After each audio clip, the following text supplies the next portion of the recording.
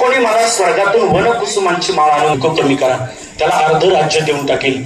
स्वर्गातून जो कोणी वनकुसुमांची माळ आणून देईल, मी त्याला अर्ध राज्य. हे सभेतले लोक म्हटले काय पाणी झालं का?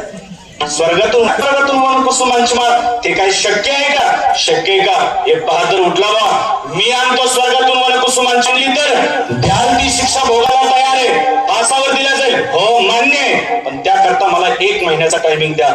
1 महिन्याचा वेळ घेतला, घरी गेला. 29 दिवस पूर्ण झाले. शेवटचा दिवस कुठं स्वर्गातून वनकुसुमा मारावं लागेल मग स्वर्गातून. पण ते चॅप्टर होतं. घरात गेलं, काठ्या होता बाजीचा, त्या काठ्याची माळ तयार केली आणि राज दरबारात आला. राजाने विचारलं, आणली का स्वर्गातून वनकुसुमांची माळ? हो म्हटलं, आणली म्हणे. सगळा दरबार आश्चर्यचकित होतो. चल दाखव पटकन. त्याकरता एक अट आहे म्हणे. काय अट आहे? जो कोणी पुण्यवान असेल ना, त्याला वनकुसुमांची माळ दिसेल. जो कोणी पापी असेल त्याला काठ्याची माळ दिसेल.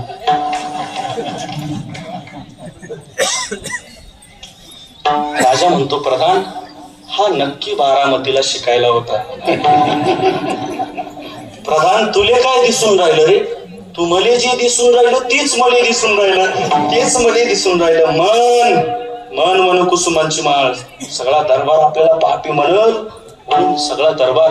आणि कळत न कळत पाप आपल्याकडून घडलं जातच की. त्या महिला मंडळ सकाळी जर स्वयंपाक बनवताना चुलीमध्ये ते लाकडं घालतात. त्या लाकडामध्ये अनेक कीटकांचे घर वसलेले असतात. ते कीटक सहज आपल्याकडून मरण पावतात. सकाळी ज्वारीची बाजरीची भाकर थापत असताना त्या 2 अंगुठ्याने ती परात दाबलेली असते आणि त्या अंगुठ्याचा मऊ मलाईदार मळ त्या भाकरीत मिक्स होतो आणि नवऱ्याला खाऊ घालण्याचं पुण्य लागलंच की राव. आणतो की आपण, म्हणून तर भाकर फारच छान लागते.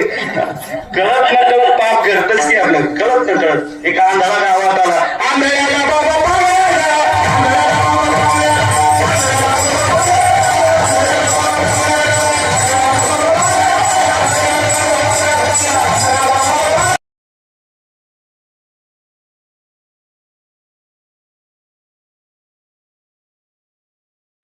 जो कोणी मला स्वर्गातून वनकुसुमांची माळ आणून कमी करा, त्याला अर्ध राज्य देऊन टाकेल. स्वर्गातून जो कोणी वनकुसुमांची माळ आणून देईल, मी त्याला अर्ध राज्य.